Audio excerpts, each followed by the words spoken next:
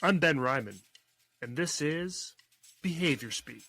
Of course, we printed like the token board. They have the token board into the prison, and they start monitoring, putting the tokens based on don't do the specific behavior we listen. At the very end of the week, they receive like a pastry if they earn a minimum number of tokens. It was funny because they start asking for more consultation with us instead of the pastry at a certain point. Get to report it, but they were really involved. At the very end of the project, they told me, we don't want to stop it. If possible, we want to maintain this kind of project because we are starting feeling better between us.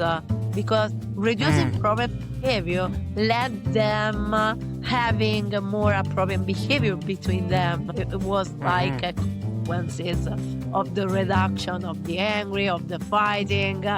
They should start talking instead of screaming, instead of fighting.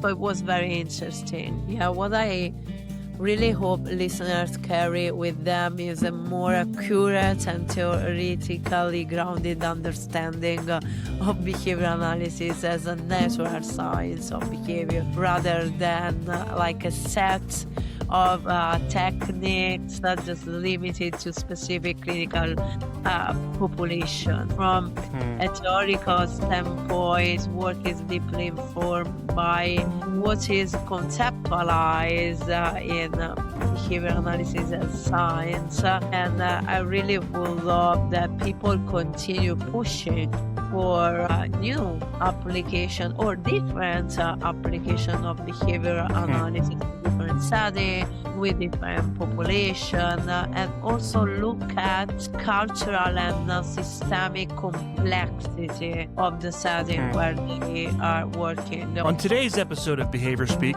we're exploring an application of behavior analysis that many people may never have considered: rehabilitation inside prisons. My guest is Valeria Pascale, a licensed psychologist in Italy and an international behavior analyst, whose work sits at the intersection of law, neuroscience, and behavior analysis. Valeria is a PhD candidate at the Chicago School for Professional Psychology and serves as clinical director of ABA for Disability in Salerno.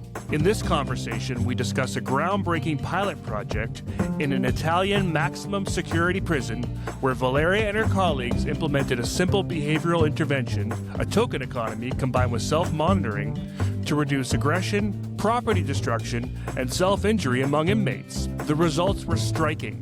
Participants began reporting their own behavior. Conflicts decreased, and the inmates themselves asked for the program to continue, even choosing consultation time over the reinforcers. Beyond the results, this episode is really about something bigger: the potential for behavior analysis to influence systems. From criminal justice to rehabilitation policy, Valeria argues that behavior analysis isn't just a set of techniques, it's a science capable of addressing complex social environments. We talk about how the project started, the ethical and logistical challenges of doing research inside prisons, and why understanding cultural and systemic contingencies is essential if we want behavior analysis to have meaningful social impact. This episode is presented by our founding academic partner, the Doctor of Education in the field of Applied Behavior Analysis program at Western University's Faculty of Education.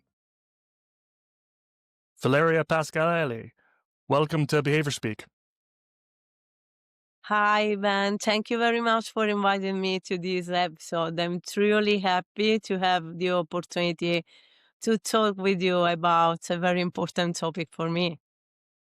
We're excited to have you. Before we get started, I want to acknowledge that I am producing this podcast on the territories of the Kalamin, Klehu, Somoko, Comox, and Seashelt First Nations, and I'm grateful to be here today. Okay, so let's get started by learning a little bit more about your background, professional journey, how you got into the field of behavior analysis. Okay, so I am a PhD candidate in applied behavioral analysis. I can say that I am a licensed psychologist in Italy and international behavior analyst with some expertise in clinical neuropsychology. I also hold a 5-year degree in law with a specific focus on the intersection between criminal law and neuroscience. So within this field, I had the opportunity in my past year, my background, to also publish a manual on in law and neuroscience. I'm currently serving as a clinical director of ABA for disability based in Salerno.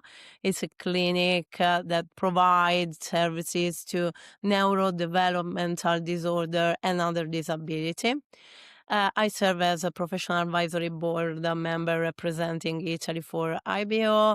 I'm part of an editorial board as well as peer review for the Journal of Forensic Behavior Analysis. And in addition, I'm active member of a special interest group for ABI on child welfare and justice system. In my professional and research activities, I'm really focused on organization behavior management, also staff training, organizational system, services, quality improvement across different countries. And clinically, I have experience in the application of behavioral analysis, as I told you, with neurodevelopmental disorder, both children and adults. I started the application of behavior analysis with autism spectrum disorder, uh, but because in my background, there's also a degree in law. At certain point of my life, I start thinking, okay, why we cannot go beyond autism and see if we can use behavioral analysis in different contexts, in different settings, with different populations. So I was also honored to receive the international sub grant for a project that we will talk about during this interview. So this Well, where that's I amazing. So yeah, it's amazing. You've got a lot of training, a lot of education. Did you get into law before behavior analysis? What was sort of the and what made you go from law to behavior analysis? Yeah. Because I always went back and forth from US, and Do you have a certification with the International Behavior Analysis Organization, the Qualified Applied Behavior Analysis Credentialing Board, the Behavior Analyst Certification Board, or are certified through your region's Behavior Analyst Credentialing Board? You can earn continuing education units for this episode by going to www.behaviorspeak.com and clicking on CEUs. The first secret word is actually an abbreviation, IBAO. Italy. Also, my PhD is in US at the Chicago School. So I learned first in Italy law. I hold first my degree in law, and because I start working on this project, the publication of the manual that I told you in neuroscience, I start becoming interesting in some psychological dynamics. So at the same time, I started my degree in psychology and some courses in ABA in US. After that, I hold also a master degree in behavior analysis and a master degree in neuropsychology.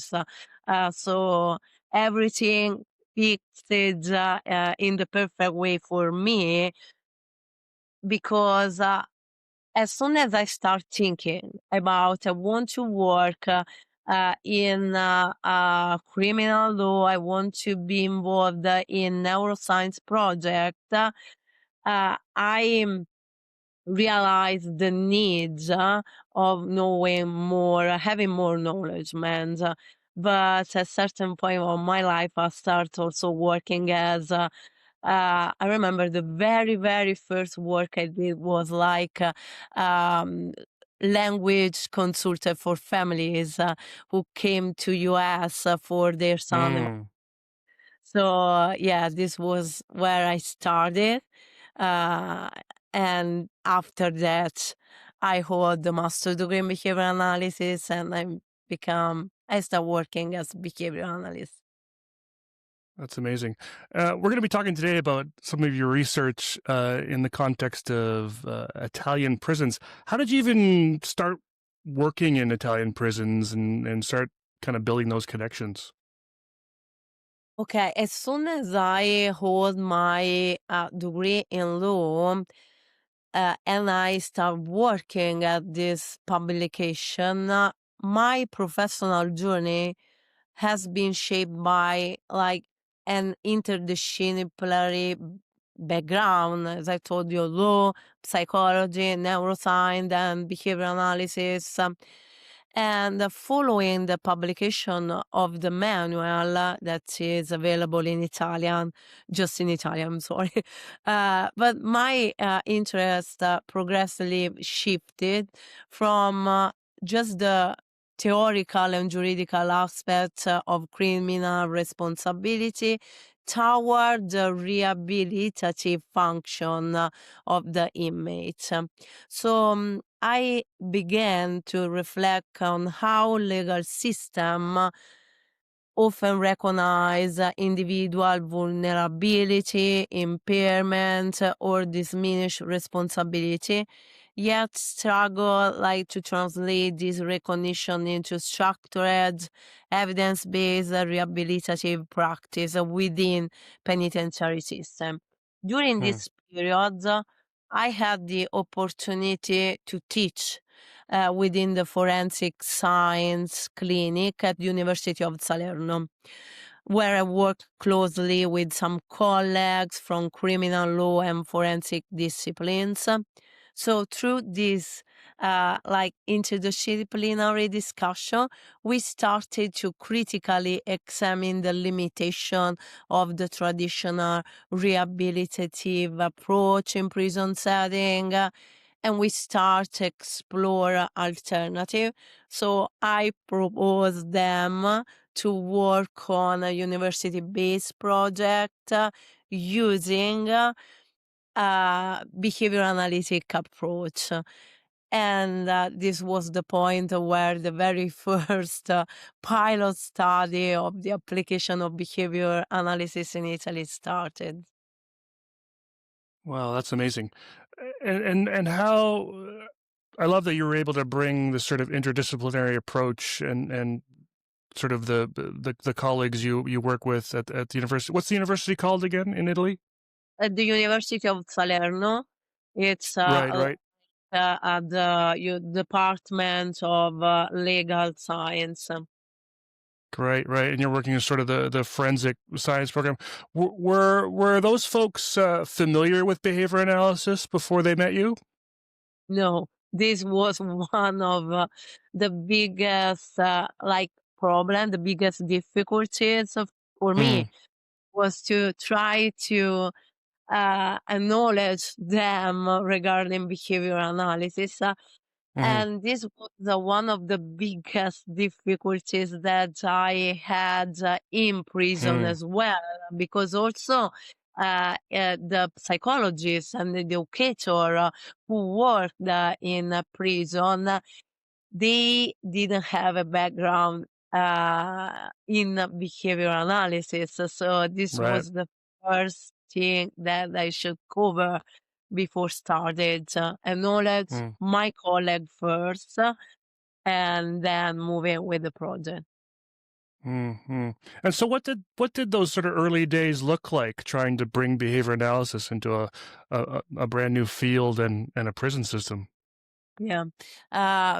It was funny because we start talking. I didn't have in mind any kind of project specifically, but teaching at the university, stay with them, hearing from some of the professor from the university the difficulties that in prison the administration could have, or maybe the kind of way they were looking at future direction for the rehabilitation of the inmates. Because just to say, in Italy we have like a rehabilitation system. The Italian legal framework explicitly states Mm, that we have to try to rehabilitate and social reintegrate the individual, rather than using like restraint procedure, something like that. mm, So recognize them just as criminal and stay in prison, and that's all. No, the law um, try to work to create treatment for the rehabilitation.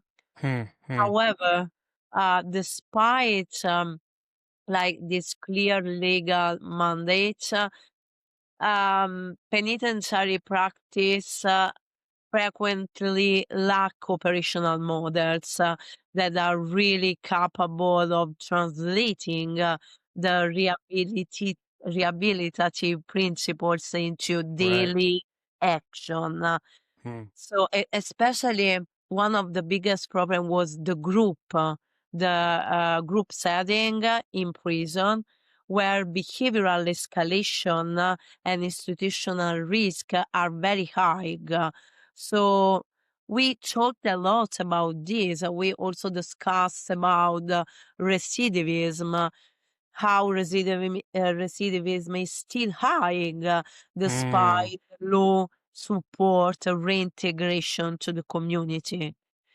And at that point, because I starting put together all the pieces of my education, that I start thinking, okay, we can do something.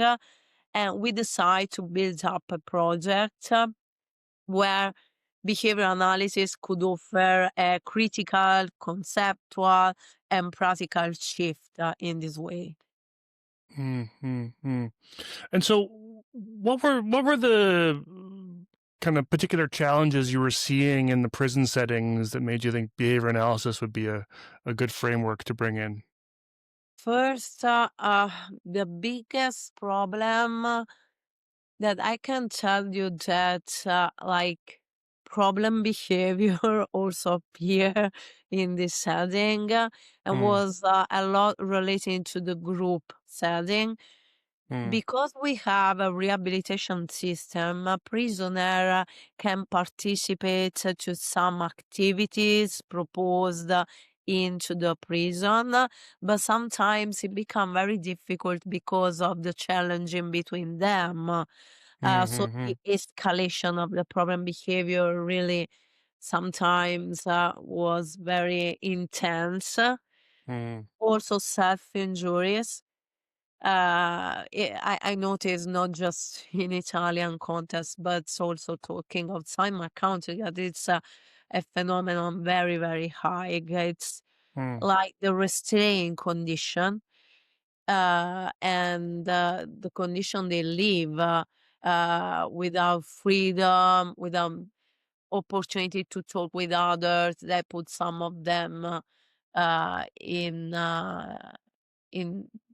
emitting problem mm, behavior to get attention mainly. Sometimes it's because in prison you can find psychiatric population as well. I have a background with psychiatric population, so mm, it's a mix of a situation that you have to think about and try to solve it. Also, sometimes it's just a disruption of environment of object, meaning thinking about a sheet. Could start with a sheet, and then they escalate with downgrades because they ask for something else. They could mm. everything inside the prison, of course. And this was one of the limits that we have also during our study. Hmm. Tell me a little bit about the context you're working in. Was this a maximum security prison? Were you with adults, children? What were the type of people were there? Yeah. It was a maximum security prison. Of course, cannot tell you a lot because of the restraint I have in telling too Hmm. much, but mainly there were adults from 18 years old to 70s, and just male. All It right, all right. was And so, like, go sorry. ahead. No, it was like prison who can where like 300 and half prisoners were inside. Hmm.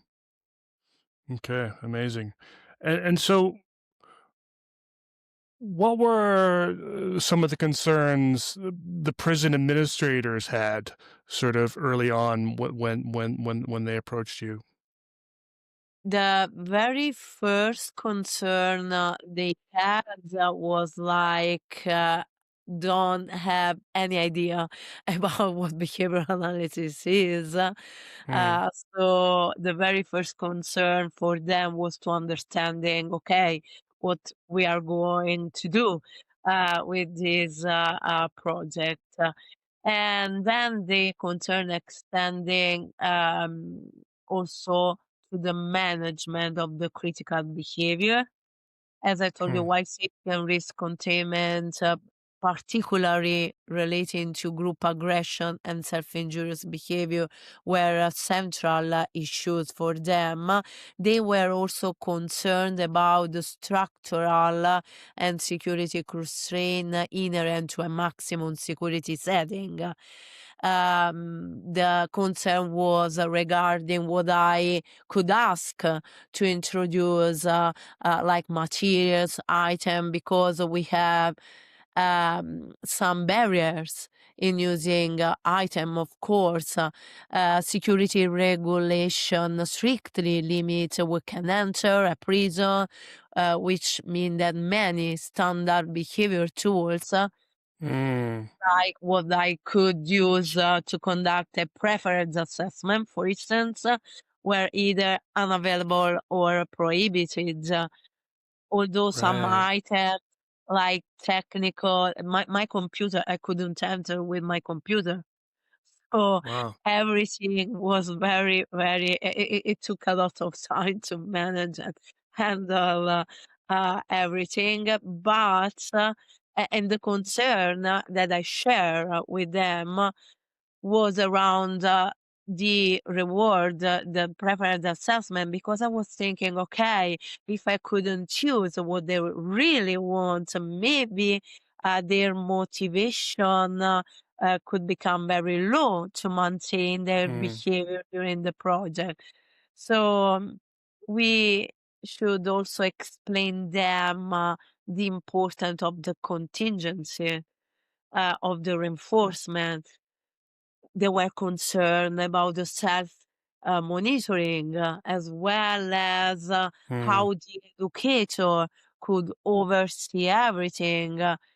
So was a long process. It was longer than the project, but I'm really glad to stayed focused, because after that, I really realized that we can change in social significant way our rehabilitation system. So it was Hmm. hard, Hmm. but we Hmm. managed. I see. I see. And you mentioned socially significant. What sort of made this socially significant in a prison context? Yeah, right. From the outset, Hey, everybody. If you're a BCBA or master's level behavior analyst thinking about doctoral training, here's a quick heads up. The application deadline has been extended for the Doctor of Education in the field of Applied Behavior Analysis at Western University's Faculty of Education. You now have until April 12th, 2026 to apply for fall intake. This fully online 3-year cohort program is designed for working professionals with potential for a BCBAD pathway with a qualifying dissertation in practice. If you're ready to step into leadership, academia, consulting, or policy, check the links in the show notes to learn more and apply, or email edrecruit@uwo.ca with questions. The second secret word is Italy. Defining this work as socially significant means moving beyond symptom reduction toward meaningful functional change within the prison environment. I mean, in a penitentiary context, social significance is not limited to reducing problem behavior. It includes improving safety first, dignity, both of the prisoner, but also of the person who work in prison, like psychologist, educator, the guardian. Yes, of Sometimes course. they had the behavioral challenging were between prisoner and the guardian and access and give them access to adaptive repertoires behavior that they can use in that highly restricted condition. And this is a critical aspect of this process because we wanted not just to helping in reducing problem behavior. We really want to provide a tool that they can maintain after us that could help in managing the system. When I started the project, I wasn't like just happy about the very first pilot study, let's publish. I want every time that I start working on some project, I really think I want to affect the system in a way that the effectiveness and the replicability of my intervention can give a better way to move with the system, the prison system, not just the individuals. So the shift was also in understanding the contingent of the reinforcement, how we can operate a very significant behavioral change uh, in order to produce outcomes that are not just impactful on the individuals, but in all the system. Hmm. And what made you want to frame this as a research project versus implementing as a clinical intervention in the prison? It was not possible because as soon as you want to, that's a very clear.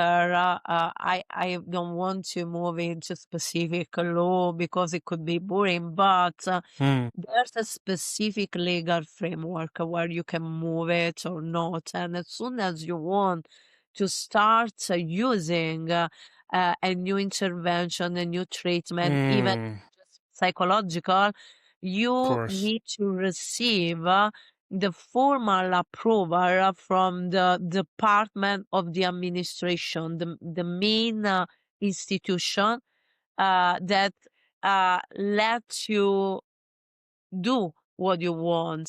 So Mm. before we started, we wrote down a letter to request the formal authorization to use behavior analysis in Mm. prison treatment. Yeah, yeah. And so because you're bringing in essentially a brand new, not only intervention but a brand new field to sort of these folks, the only way you could deliver this was in the context of research. Yeah, exactly. And it was just because the university already had an agreement with the Mm. prison. It's it, it's just that the university do some project with the prison, so as part of, I was external person involved in this project, but we built something together, and we move in this way because having this authorization means that after my pilot study, behavior analysis can be used in this context. It's a big shift for Italy Mm, because before this and without these steps, it wasn't possible use behavior analysis. This had mm, me receiving a second project approved in another prison. We will start this year another project, but because mm, of the previous one and the formal approval of using behavior analysis, so we can move in this way. mm, mm. Okay, let's get into this pilot study. Tell me a little bit about uh, sort of the research questions you were looking to answer, and then we can get into a bit of the design. Yeah. We, as I told you, the very start of the project was a little bit tricky because we Mm, told people who didn't have the background in the field. So we started acknowledgement them. It needs a lot of meetings to explain to the educator, the mm, psychologist, the director of the prison what we were looking for, hearing their voice, of course, because mhm, mhm, really the research question is based on what they request from us. mm, They told to me about the increasing of problem behavior and challenging behavior between them in prison, between the inmates in prison, and also they ask help in reducing problem behavior with the hope that we start working together to some laboratory activity that the prison propose them, like theater or something like that. Sometimes some voluntary external to the prison can join the prisoner doing some activity like yoga, theater, but it depends on some mm, agreement that the prison can have with external professionals. So it was tricky because even they wanted to be involved in activities. The day in prison is very long.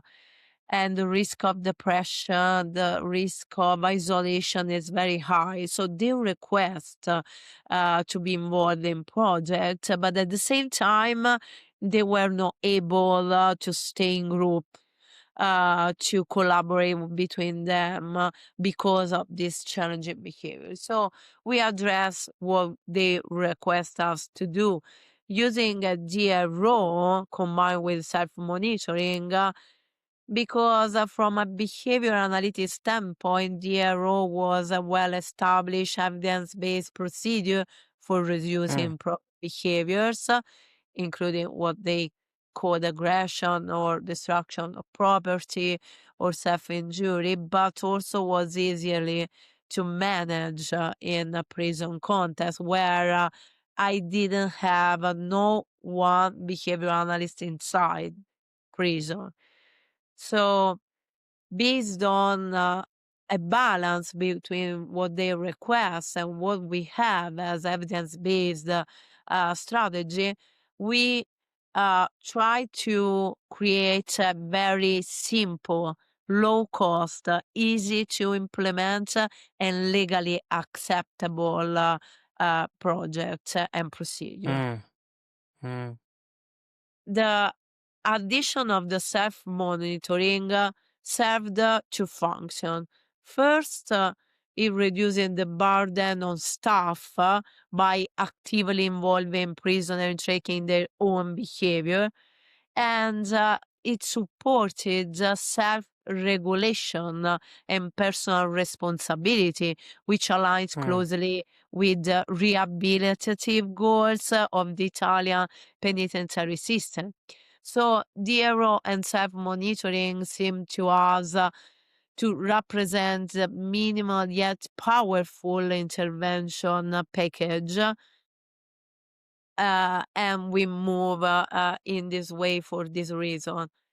Uh, I want to tell you something that was very funny at the very beginning because Hmm. every project is on a voluntary basis. So we present the project, and then where also the prisoners were concerned about themselves, but they really wanted to participate because they told me after a few weeks that they wanted to demonstrate that they could change their behavior by themselves. So it was Hmm. really interesting seeing that even it wasn't powerful the reinforcement we have. It was powerful the idea that they want to change Hmm. our minds, and this was the biggest shift. So that's interesting that part of the reinforcement was sort of proving themselves to you. Yeah, yeah. They request. We have like a system where every week, based on the where a token economy system. Of course, we Hmm. printed like the token board. They have the token board into the prison, and they start monitoring, putting the tokens based on don't do the specific behavior we listen. At the very end of the week, they receive like a pastry uh, if they earn a minimum number of tokens. It was funny Hmm. because they start asking for more consultation with us instead of the pastry at certain Wow. point. Yeah, they're important, but they were really involved. And at the very end of the project, they told me, we don't want to stop it. If possible, we want to maintain this kind of um, project Hmm. because we are starting feeling better between us. Because reducing Hmm. problem behavior led them having a more appropriate behavior between them. It was Hmm. like a consequences of the reduction of the angry, of the fighting. They should start talking instead of screaming, instead of fighting. So it was very interesting. Leaving Hmm. the prison Hmm. was interesting to me. Hmm. Hmm.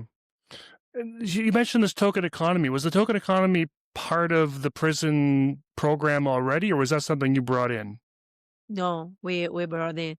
The in the prison context, there's a kind of reward system. I mean, if they have a good conduct for it's too much months, they can Hmm. earn like extra call or something. I don't want to be inappropriate. It depends on the prison, but they can Hmm. Hmm. earn something based on their good conduct. Hmm. Hmm. So when we explain to the administrator, to the psychologist, the importance of the contingency, we needed a token economy system just to let them be more consistent with the implementation what we request, and also to teach them how it works with Hmm.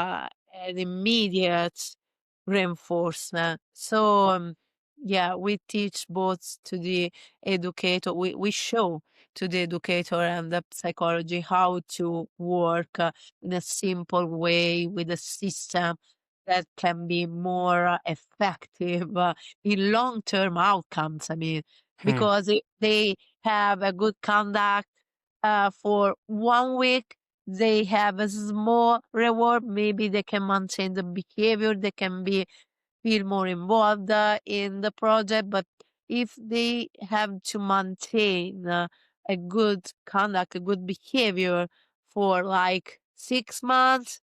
I don't know what's happened in the between. So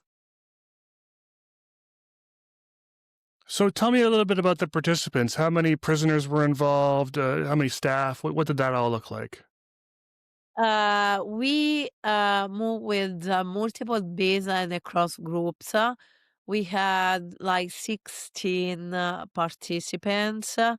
And the staff involved was the staff that was already involved in the prison. This was one of the things that I was thinking about when we started the project, because when we discussed about the project, in my mind was, okay, if we ask more stuff, if we ask for additional people involved in our project, I'm not sure they can replicate in other prison, in other contexts, just because it could be just because of me.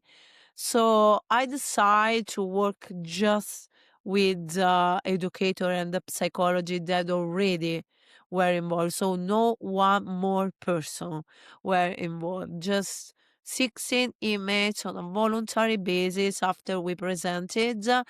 And I, of course, I was there managing, was the very first project. So I was directly involved. Also, one of my Italian colleagues came with me because we assess also the social validity of the project.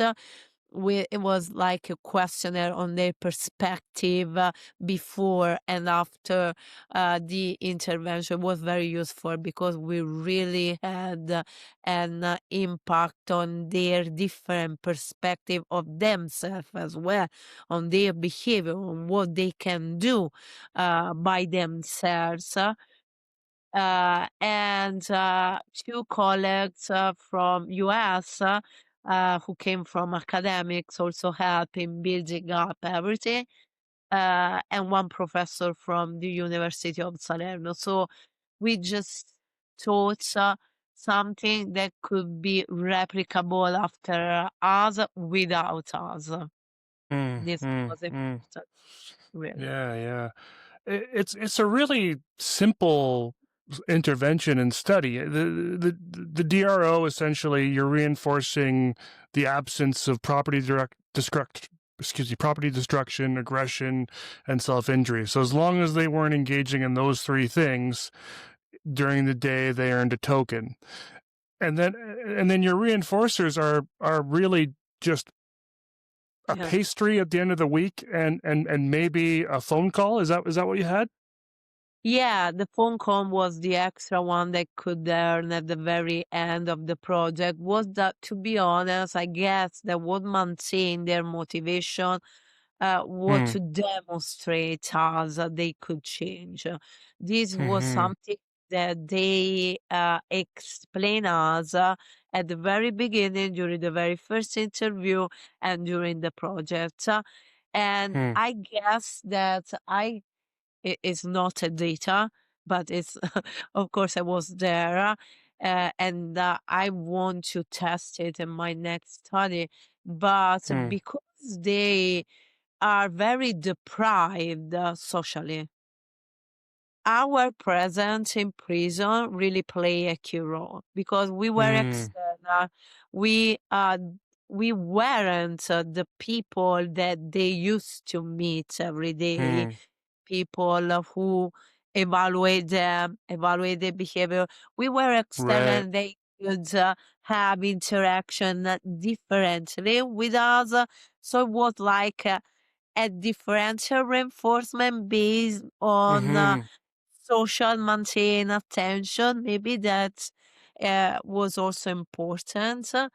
And yeah, this was, according to me, one of the aspects that we should better understanding in a future project. Yeah, yeah. And I was wondering about that sort of observer effect of you folks Yeah, coming in and changing that, which I know a lot of behavior analysts listening run into all the time when they're doing work in homes and programs. They come in, and the individuals tend to behave differently in their presence. What was that something that you had expected would occur? Yeah, I want to add something also regarding this point because according to me, it's very important. When we started, their initial perception of themselves as being viewed by us exclusively as criminals, defined by Mm, past behavior and hmm, perceived as incapable of change.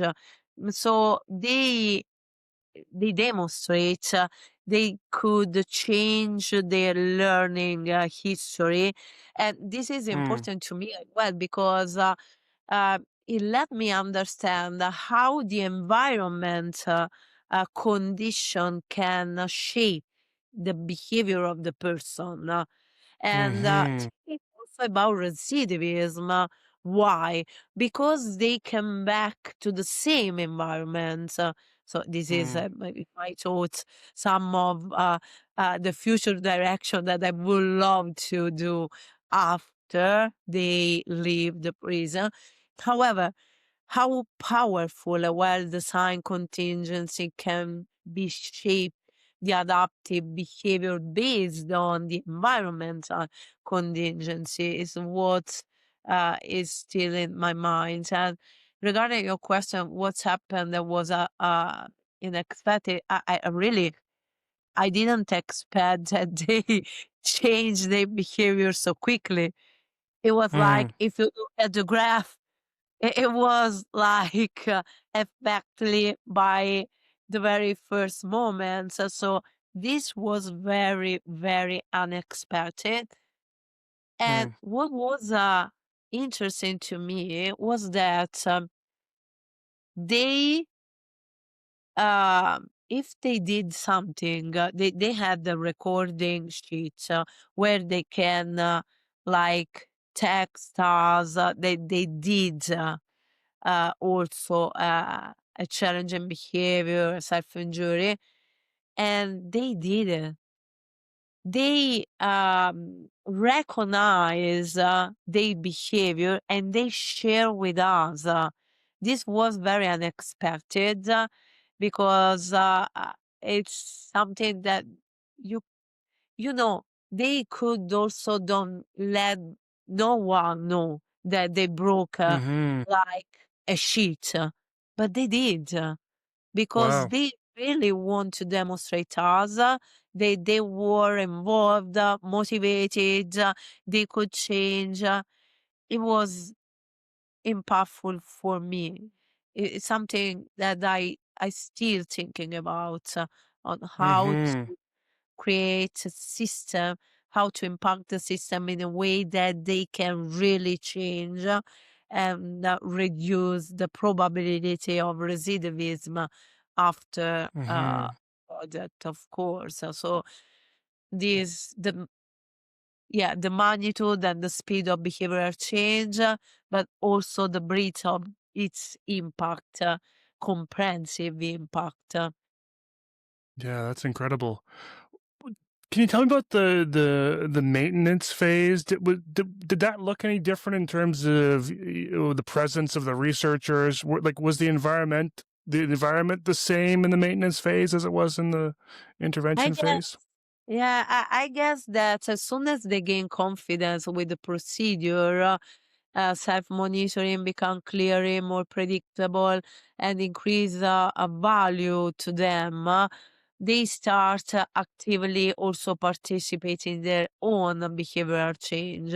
So it Mm, was something that become like natural at a certain mm, of the intervention, they feel the progression from skepticism because they thought we were mm, skeptical as well to like giving them a value, recognize their mm, efforts, so that at that point the self-monitoring become more natural and they mm, really demonstrate they could be able to manage by themselves, be motivating mm, and continue feeling better. And the feeling that the relation they create between them, I notice a changing in their relation in the group. mhm, Something very, very important to me, uh, because when we work with within the organizational setting, we have to consider the changing in the system, not just in the person. mhm, And mhm, should consider also the sustainability of what we are doing. mm, Um, it's not just the individual, it's like a cultural design, a perspective design, is like an interlocking behavioral contingencies. That we work on meta contingency, if we can say mm, in this way, mm, because it's a large system. A prison is a large system, and we have to coordinate behavior, just uh, not just the individual, but the system. mm, mm. And do you know if the intervention has continued since you ended the study? Have folks are they continuing to follow the program? Is it continuing to be successful? Have they tried expanding it to other prisoners? Yeah. I can tell you that they maintained the intervention because it was very easy to Mm-hmm. maintain. And of course, I told you at the very beginning that I won the SABA grant, and with the SABA grant, I'm working on a tool, publish also a tool that can help all the prisons in building up materials, Mm, maintain these simple, easy intervention because it's very low cost. The cost was another concern. When you mm, ask costs was another concern because for the sustainability of the intervention, I really didn't want to ask for money. I wanted something very, very easy that the mm, prison staff, the director of a prison can decide to use it because it's reasonable and they don't need materials, they don't need tool like technology or something like that. We need something very simple. We really mm, need to apply parsimony in this case. mm, It's simple. Simple mm, is the best. mm. How did you come to the pastry as the reinforcer? They have an internal laboratory of pastry. I told you that they could work in some activity, and like the Mm, laboratory was one of them. They made ah, pastry that they could sell or something like that. It was over controlled, of course, but they get by the pastry of the prison. And at the very end, they also earn an extra big reward. There was I called in the paper party, not just because we had the music or something like that, but I remember that one of the comments was, "Oh, you did a party in the prison." Of course not. But thinking about a prisoner, thinking about people who are social deprived, being together, having someone external, drinking Coca-Cola, Coke, or eating something special that is not the same kind of thing that they used to eat every day, it seems to them like a party. So we decided to mm, uh, provide a party, organize the party. If at the very end of the project they earn this minimum number on a total of number of tokens. That's awesome. Was there anything built in, or maybe it was just a result of the success of the study that might have improved the interactions between staff and prisoners?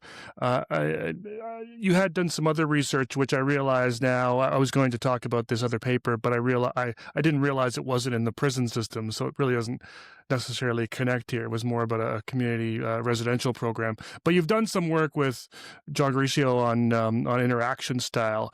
Did any of that kind of come into play in this study in terms of the interaction style of the correctional officers? Yeah, this is something that I totally want to record as data on my next Mm, project. mm, Because we noticed, but we didn't record data in this paper. Of course, it's mm, just the and monitoring. But as soon as we run to the with the project, we realized that as soon as the challenging behavior were reducing during the project, they start having more adaptive behavior. The mm, interaction between the group was better. So definitely, mm, this is something that I want to record in the next project. mm, Also, next project will focus on using the BRT because anxiety in this population is very high, and sometimes it leads to the challenging behavior, the aggression behavior, because of the condition we mm, already talked. We want to move with, and we already had the approval for this project. So next uh, next study will run with BRT, behavioral relaxation training, within the mm. so we want to see if we are able to reduce anxiety and stressful or intrusive behavior. We couldn't, of course, we cannot use external tools, but the Mm, BRS, the scale of the BRT, let me check it and take in data on all the postures so we can see if there's some changing also in their perspective on the well-being they feel day by yeah, day using the BRT. This is another data that we'll record in the next study. cool. And is this next study going to be in a different prison, in a different context? Yeah, it's a different prison, different region of Italy, Mm, but still adults. It's still a maximum system security mm, prison, mm. but different prison, different context. That's great. That's great. A couple of sort of ethical related questions. And sort of, I want to talk a little bit about the social validity piece. You were intentional about measuring social validity. Why was social validity measure so important to you in a prison setting? And what did that look like? Uh, as I told you, my reflection regarding the social validity is relating not just to the perspective of the person, the well-being, but is lead to the dignity of the Hmm. inmate. And Yeah. what what I taught was reflecting on well-being, dignity, or meaningful engagement. So Hmm. I really want to ensure that my intervention in prison or intervention in general in prison context are focusing not just in reducing challenging behavior, but also experience um, let the participants, let the inmates experience the project as a valuable, fair, and relevant for their daily life. Because Hmm. sometimes we we don't look too much to the quality of life, the relationship, like you said, relationship and positive interaction, something that I really would love to Hmm. measure. Emotional states. I told you that anxiety was, and when I told anxiety, I'm not referring to just my perspective or what I thought. I'm saying that where people inside diagnosed with anxiety disorder, diagnosed Hmm. with depression. As I told you at the very beginning of our interview, in a prison context, you can find a psychiatric disorder Hmm. population. So I want to look at this population like Hmm. someone who really can improve behavior and well-being. And I want to maintain their desire for the intervention to continue because we have in Italy particularly, but also I'm looking for collaboration outside Italy as well. But in Italy, we have a rehabilitation system, so we should Hmm. focus on this kind of aspect more. Hmm. Hmm.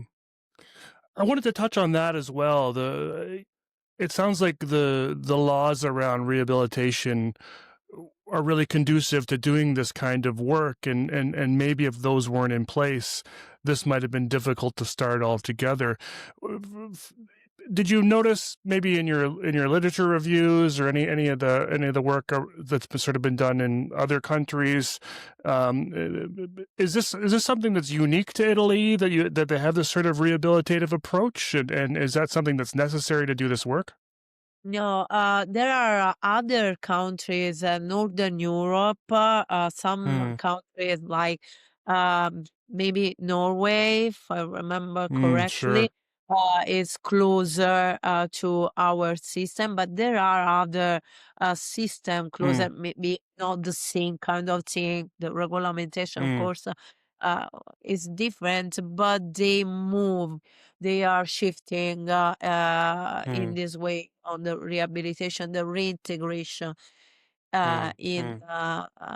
in social context. So it's not unique. The unicity of the project is that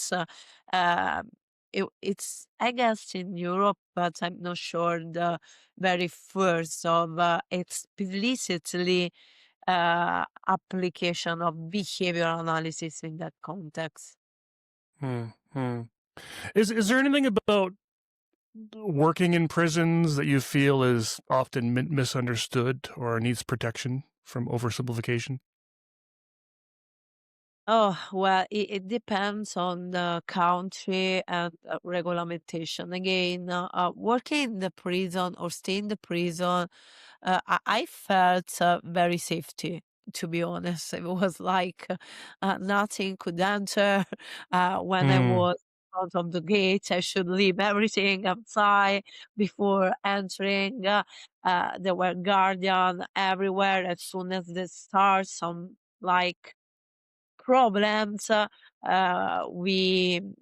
we have someone who stay with us and moving in another part. But there are some dynamics inside the prison Hmm. that you should understand better before start working.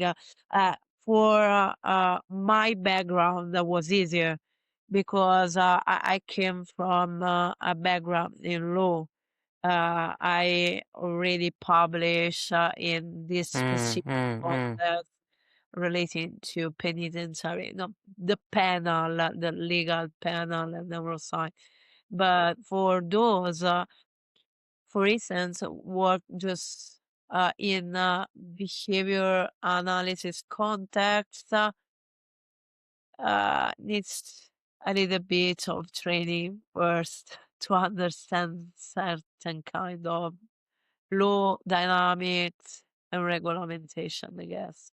Hmm. And Hmm. I don't Hmm. know around the world, but mainly in Italy, behavior analysis was associated just to autism.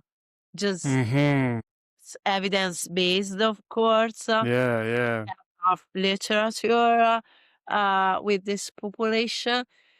But sometimes there's some misunderstood. Some people still called methods for autism.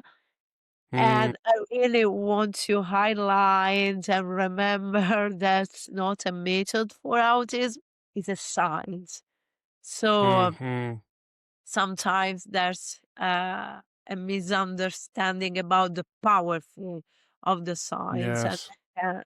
we can apply the science to human context also with different population. Yeah, yeah. Valeria, it's been really interesting learning about your work in prisons in Italy and the groundbreaking work you're doing and some of these studies that you're continuing.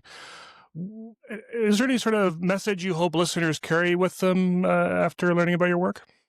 Yeah, what I really hope listeners carry with them is a more accurate and theoretically grounded understanding of behavior analysis as a natural science of behavior rather than like a set of techniques that just limited to specific clinical population. From Hmm. a theoretical standpoint, this work is deeply informed by what is conceptualized in behavior analysis as science.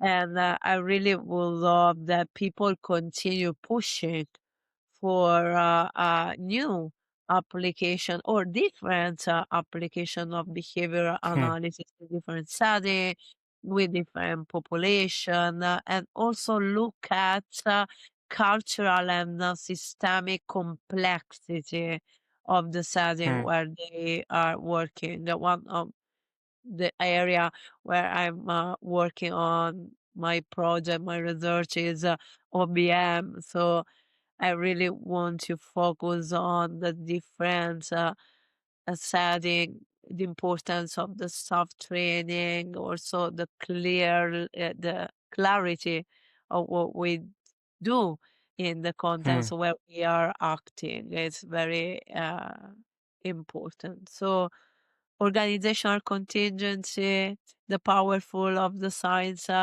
and to look at the social validity in terms of pushing for better quality of life, Hmm. honoring dignity and autonomy of the person, not just with one population, but uh, with different ones.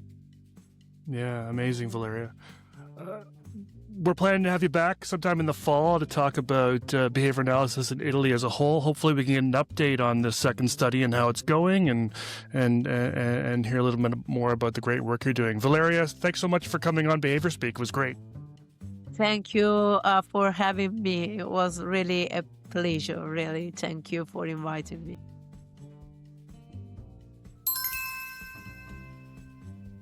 The third secret word is October. If you're interested in learning more about the power of behavior analysis in forensics and healthcare, check out these episodes of Behavior Speak. Episode 33, addressing substance use disorders, poverty, and AIDS prevention using behavioral science with Dr. Srinidhi Subramaniam.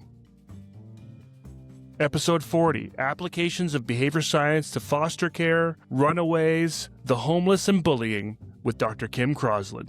Episode 110, contingency management with Dr. Bethany Rafe. Episode 135, addressing human trafficking with behavior analysis with Arturo Garcia. And episode 205, transforming healthcare through behavior analysis with Dr. Andressa Slyman. You can find us on Instagram and TikTok and subscribe to our YouTube page at Behavior Speak.